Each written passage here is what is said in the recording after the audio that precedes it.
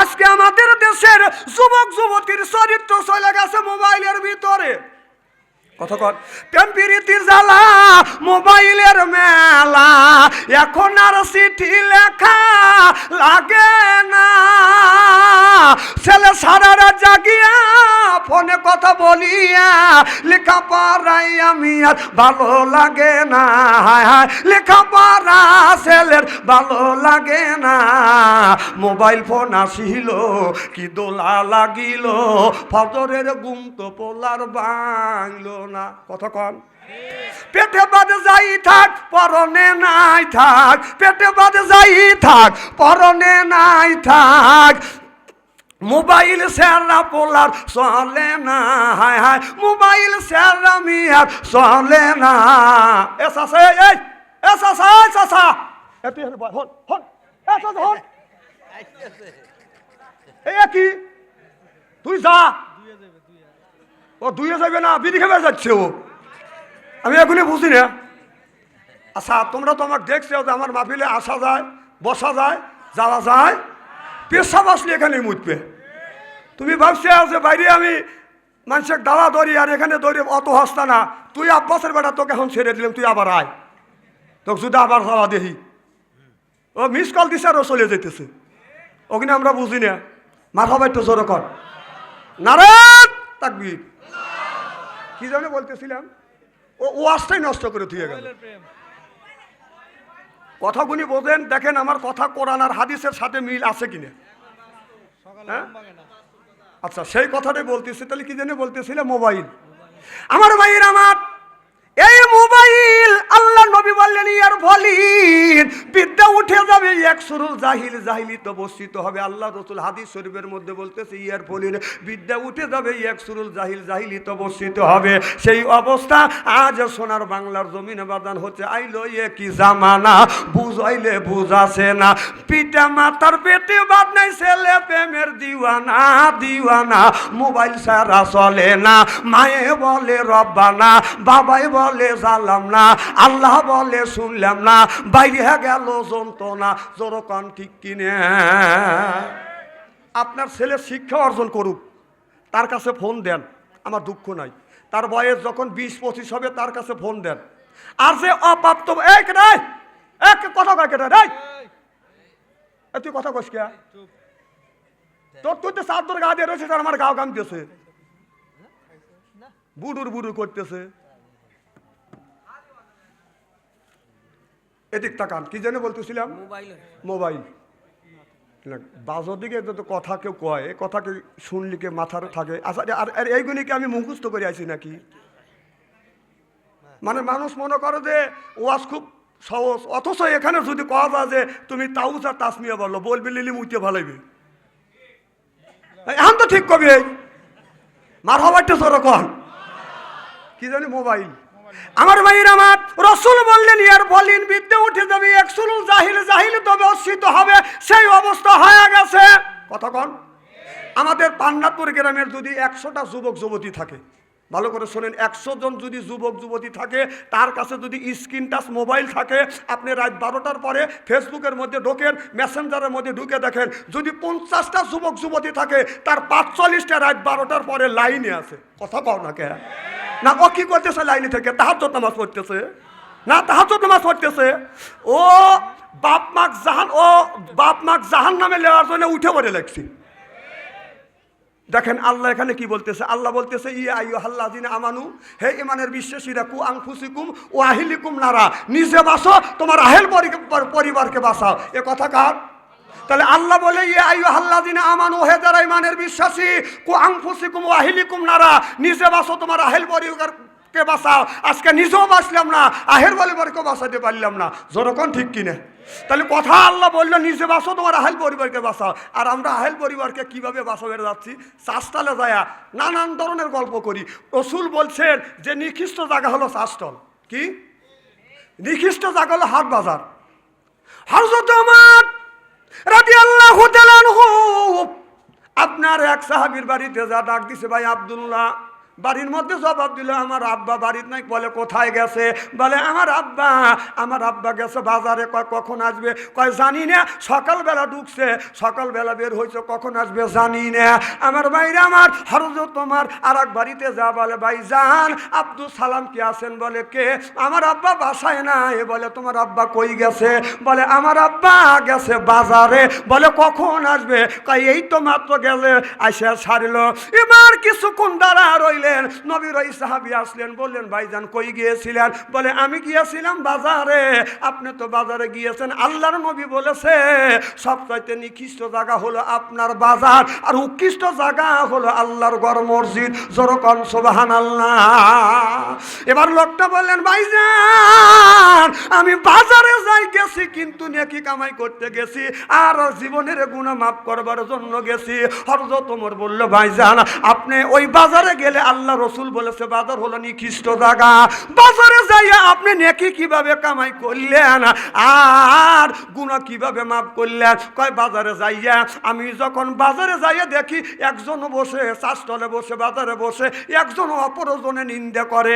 আপনার অপরজনের যখন নিন্দা করে একজন আর একজনের গীবত করতেছে, ওই সময় যা যদি বলি আস্তাগফিরুল্লাহ অথবা ইন্না লিল্লাহ এইটা যদি পড়ি, আল্লাহর নবী বলেছে লক্ষ লক্ষ সগীরা গুনাহ আল্লাহ মাফ করে দিবে। জোরকন সুবহানাল্লাহ।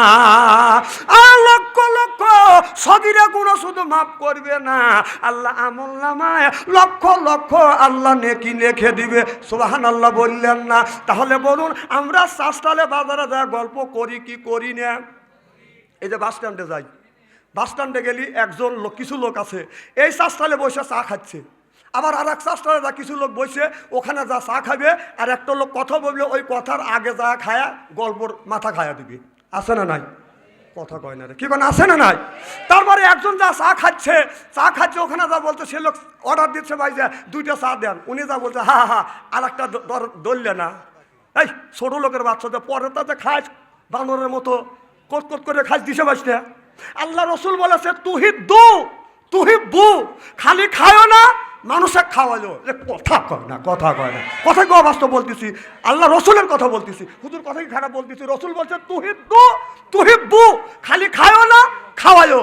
একটা লোক রিক্সায় যাচ্ছে, আপনি একদিন টাকা দিবেন আর একদিন ওনা দিবে, এটি হলো মোহাব্বত। রসুলকে জিজ্ঞাসা করা হলো ইয়া রাসূলুল্লাহ, ইয়া হাবিবাল্লাহ, হে নবীজি আমল আপনার সবচাইতে বেশি সওয়াব আর মোহাব্বত বাড়ে কোন জায়গায়? রসুল বললেন মোহাব্বত বাড়ে মানুষকে আপনার দেখলেই সালাম দিবে, আড়াল হলো আবার দেখলে আবার সালাম দিবে। তারপরে রসুল সাল্লাল্লাহু আলাইহি ওয়াসাল্লামকে বলল রসুল গো সালামে যদি মোহাব্বত বাড়ে আর কিসে মোহাব্বত বাড়ে? আল্লাহ রসুল বললে মানুষকে বেশি বেশি করে দাওয়াত খাওয়াবে। সুবহানাল্লাহ, একটু জোরে কর।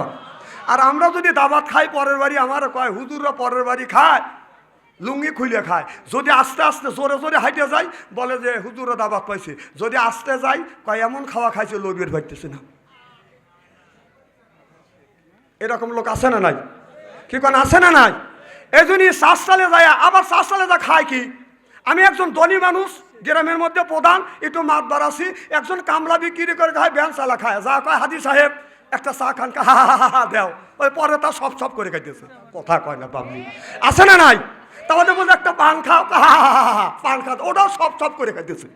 কারটা খাচ্ছে সে কামলা বিক্রি করে রিক্সা চালায়, একটা সিগারেট কাকা দেওয়া এমনি টানতেছে, সে সব করে পানও খালি চাও খালি আবার বিড়িও দিয়ে ঢুকলি। আমার কথা কি বুঝতেছেন? মাইন্ড করেন না। পানও খাইলে চাও খাইলে বিড়িও খাইলে গরিব মানুষের তা ও তুই কদিন খাওয়াস? এই কুত্তো, এই তুই কদিন খাওয়াস? পরতা সব করে খাস। রসুল বললে তুহিব্বু, খালি খাও না আবার খাওয়াইও। কথা কার? আল্লাহ রসুল বলছে। আমার কথাটি একটু কড়া করে লাগতেছে, তাই না? না কড়া হলে কথা সত্য। আসেন এরকম লোক। আবার চাষতালে এক চাষতালতে শুরু করে আপনার বাস স্ট্যান্ডের উত্তর মাথাতে শুরু করে যতগুলি চাষতালে দেবে 5জন 10জন যেখানে লোক বসা দেখবেন ওই জায়গায় যায় গপ্প করে, ওই একটা লোক গপ্প করবে, ওই গপ্পর মাথা খাবে। সোপার দাঁত খোলা দরকার। এইগুলো হলো সমাজের মধ্যে, দেশের মধ্যে, এলাকার মধ্যে 1 নাম্বার প্রয়োজন। কথা কন, এখন তো ঠিক করবে।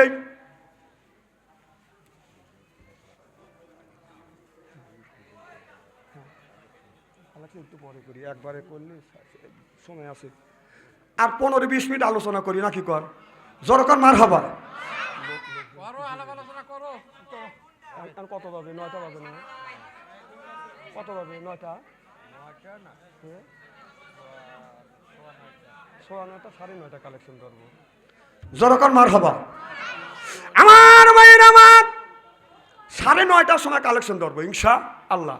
আর আমি যদি 1 ঘন্টা আধা ঘন্টা কালেকশন করি কালেকশন খুঁজেই পাবো নি হপ করতেছে টাকা দিয়ে দিচ্ছি দোয়া করতেছে না কিসের লেগে দোয়া তো হবে ইনশাল্লাহ।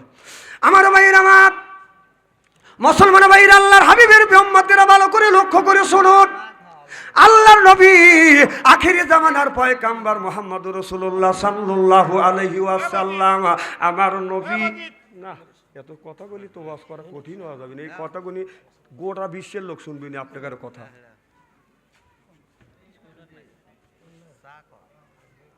আচ্ছা চা এনে লয় করে দেন কি জন্য বলতেছিলাম আমার ভাইরা আমার আল্লাহ নবী আখিরি জামানার পয়গম্বর মুহাম্মদুর রাসূলুল্লাহ সাল্লাল্লাহু আলাইহি ওয়াসাল্লাম কলমা দাবাত দিয়ে রাত 12টার পরে যখন মা খাদিজাতুল কুবরার ঘরে দরজায় যখন এসে নক করলেন খাদিজা একটা ডাক দিছে অমনি দরজা খুলে দিছে জোরে কোন সুবহানাল্লাহ। আমার নবী বলে খাদিজা রে গভীর রাত আর গভীর রজনীতে আমি তোমার ঘরে দরজার পাশে আসলাম রে খাদিজা একটা ডাকের বেশি 2টা ডাক দিতে হয় না রে খাদিজা তুমি কি ঘুমাও না মা খাদিজা তুমি কুবরা বলে ইয়া রাসূলুল্লাহ ইয়া হাবিবাল্লাহ ও নবীজি আপনার আগে 3টা স্বামী সংসার করেছে এইরকম কোনোদিনও হয় না নবী গো যতদিন ধরে আপনার সাথে ঘর সংসার করতেছে আল্লাহর কসম করে বলতেছি আপনার আগে কোনোদিন বিছানায় পিঠ দিয়ে ঘুমোতে যাই নাই চিল্লাকান আল্লাহু আকবার। আল্লাহ বিবি খাদিজাতুল কুবরা বললো আপনার আগে কোনোদিন বিছানা পিঠ দিয়ে ঘুমোতে যায় নাই। আর আমাদের উনি ঘরে ঘরে যে একটা করে খাদিজা আছে বাড়ি যা দেখবেন যে আপনি বাড়ি গেছেন উনি লুইটে বুইটে ঘুম পাড়তেছে সর্বনাশা বাড়িতে আজকে ভাবছি তাহলে হ্যাঁ বিবি আর আমাদের কোনো স্ত্রী। আমার নবী বলল খাদিজা একটা ডাকের বেশি 2টা ডাক দিতে হয় না। আর এখন সাজাদপুরে বাজারে যান রাত 12টার সময় আসি আমাদের ঘরে ঘরে যে একটা করে খাদিজা আছে ডাক দিবেন খাদিজা কোনো খবর নাই ও খাদিজা কোনো খবর নাই ও খাদিজা শীতে ওঠে কি এ কি তাহলে হ্যাঁ খাদিজা এটা খাদিজা না এটা হলো থানার দারোগা আমরা ভাবি এটা স্ত্রী কিন্তু সুযোগ পালে আমাদের স্ত্রী করে কথা বল সংসার চালা পুরুষ জাতি নারী লাগায় প্যাচ প্রত্যেক বাড়ি হয় গো খেলা আলি ভারি সেরা ম্যাচ জামাইবা যখন জ্বর গাওয়ায় কি হয় কথা কন সংসার চালা পুরুষ জাতি নারী লাগায় প্যাচ প্রত্যেক বাড়ি হয় গো খেলা আলি ভারি সেরা ম্যাচ ঘরে জ্বালা বাইরে জ্বালা জ্বালার নাইকা শেষ নারী জাতি নষ্ট করলো সোনার বাংলাদেশ প্রেম প্রীতি ভালোবাসা ঢুকছে ঘরে ঘরে প্রেমের জন্য অনেক যুবক বিষ খাইয়া মরে প্রেম প্রীতি ভালোবাসা নারী করছে শুরু হিসাব করে দেখলাম নারী প্রেমের নাতের গুরু। আমার ভাইয়ের আমার মুসলমান ভাইয়ের আল্লাহর হাবিবের উম্মতেরা ভালো করে লক্ষ্য করে শুনুন আমলের নিয়তে বাদান শুনতে হবে। আমরা যারা কোরআনের মাহফিলের মধ্যে আসছি আল্লাহর বান্দার করব না কোনো রকমের দান্দা আমরা যারা কোরআনের মাহফিলের মধ্যে আসছি আল্লাহর বান্দার করব না কোনো রকমের দান্দা কোরআনের সাথেই থাকবো বান্দা এই জন্য হচ্ছে আমরা আল্লাহর বান্দা। আল্লাহ বলে ফাদু খুলি ফি ইবাদি ও দুনিয়ার মানুষেরা যদি ইবাদত করতে পারো নামাজ পড়তে পারো রোজা রাখতে পারো হজ করতে পারো যাকাত দিতে পারো আল্লাহ বলে ওয়াদখুলি জান্নাতি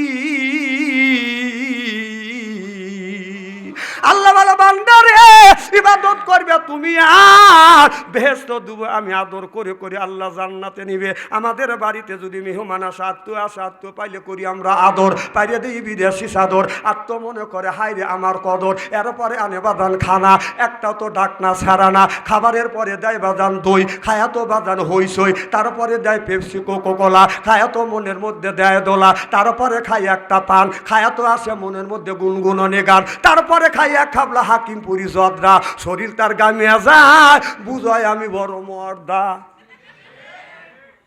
এই ওয়াজটা যদি বাইরে করলাম নি কি হইল নি আর এখন যে গ্রামের বাচ্চু ওর কথায় উত্তর দেবো মারহাবা একটু জোরে কর কথাগুলো আমি কোরআন হাদিস বর্তমান প্রেক্ষাপট মিলে কথা বলতেছি, টেল ওয়াজ আমি করি না। কারণ জাকারিয়া আলাইহিস সালামকে দাওয়া ধরছে, জাকারিয়া নবী গাছের মধ্যে ঢুকছে, গাছ সহ জাকারিয়া নবীকে কেটে ফেলছে। এই ওয়াজ জানি, এই ওয়াজ করে মানুষকে আল্লাহর রাস্তা আনা যাবে না। এটা অন্যায়, এটা করতেই হবে। এটা অন্যায়, এটা করা যাবে না। ন্যায়ের পক্ষে কথা বলতে গেলে জেল খাটা দরকার হলে জেল খাটবো, জরিমানা দেওয়া দরকার হলে জরিমানা দেবো, প্রয়োজন হলে ইসলামের জন্য ফাঁসির মঞ্চ আঁটবো, বাতিলের সাথে অবস্থায়। চিল্লে কোন ঠিক কিনা? তাকে দেখিয়ে হযরত পৃথিবীর প্রেসিডেন্ট ওমর যখন আগা যায়, এবার মিয়াটা হযরত ওমরকে দেখে মনে মনে চিন্তা করতেছে, আল্লাহ ও রব্বুল আলামিন, আল্লাহ আমি এই মরুভূমির প্রান্তর দিয়ে যাচ্ছি, কিন্তু এই জায়গা কোনো গ্রাম পাচ্ছি না। আল্লাহ আমি গ্রাম মনে করে সামনের দিকে আগা আসছি, আর এখানে আমি গ্রাম পাই না, এখানে শুধু পাহাড় আর পাহাড়, মরুভূমি। গ্রাম মনে করে আমি বিপদে পড়ে গেছি। আল্লাহরে যে যুবকটা আমার দিকে আগা আসছে, আল্লাহ এই যুবকের হাত থেকে তুমি আমাকে হেফাজত করো। আমার হাতের ছুরি আছে, এটা যদি ছিনতাই করে নিয়ে যায় আমার কোনো দুঃখ নাই। গলার মালা আছে, এটাও যদি ছিনতাই করে নিয়ে যায় তাতে আমার কোনো দুঃখ নাই। এরপরে কানের দুল আছে, এটাও যদি ছিনতাই করে নিয়ে যায় তাতে আমার কোনো দুঃখ নাই। আল্লাহ চরিত্র নামে সার্টিফিকেট তুমি আমার হেফাজত করো। একটা মানুষের টাকা হারিয়ে গেলে বাদান টাকা পাওয়া যায়, দলিল হারিয়ে গেলে দলিল পাওয়া যাবে, সার্টিফিকেট হারিয়ে গেলে বাদান সার্টিফিকেট হারিয়ে যাবে। কোন যুবক যুবতী যদি চরিত্র নামে সার্টিফিকেট বাদান যদি হারিয়ে ফেলে, জীবন ভরা কান্দে কাইতেও চরিত্র নামে সার্টিফিকেট ফেরত পাবে না। চিল্লা কোন ঠিক কিনে? আজকে আমাদের দেশের